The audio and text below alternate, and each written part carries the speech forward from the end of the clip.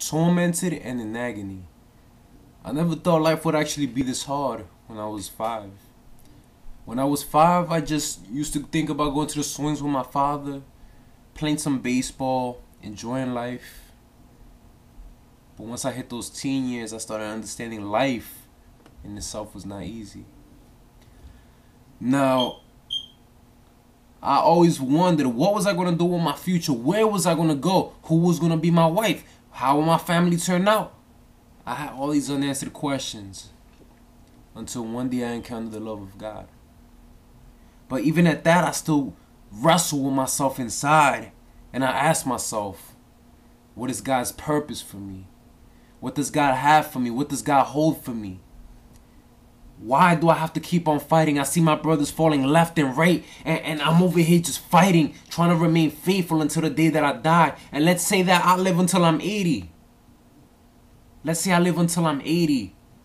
I still have so many years. Right now I'm 18. 62 years left. That in itself is a hard journey. I've been saved for 2 years. 2 years in this walk. And it hasn't been easy. Time after time I've been thinking about going back, leaving this walk and just dropping all my luggage. But you know what? Jesus tells me, no, it's not your time yet. Because Jesus is my commander. Jesus is the lieutenant. He's the one that gives me the order. I'm out there on the battlefield fighting. And each time I go out there and fight, I see another brother get killed each and every week. I see a brother get killed by the devil and his army of liars, deceitful angels. But you know, my God is a faithful God.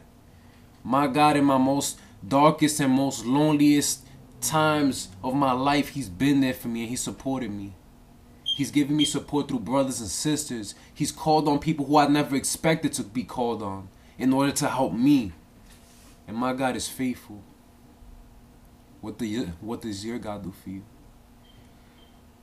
Now, one thing I'm going to say is, this walk isn't easy. And while I'm out there on the battlefield, I'm trying to shoot. I'm trying to kill the devil. I'm trying to hit him in the head with a bullet. But you know, he has so many guards protecting him. He has so many soldiers in front of him that I can't get to the headquarters.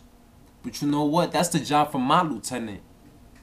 My job is to just clear the way for the big tanks to come through and blow up the headquarters. My job is to go out there and fight. And like a good soldier, I'm not going to stop fighting until I get to the end. Until I reach and accomplish my mission.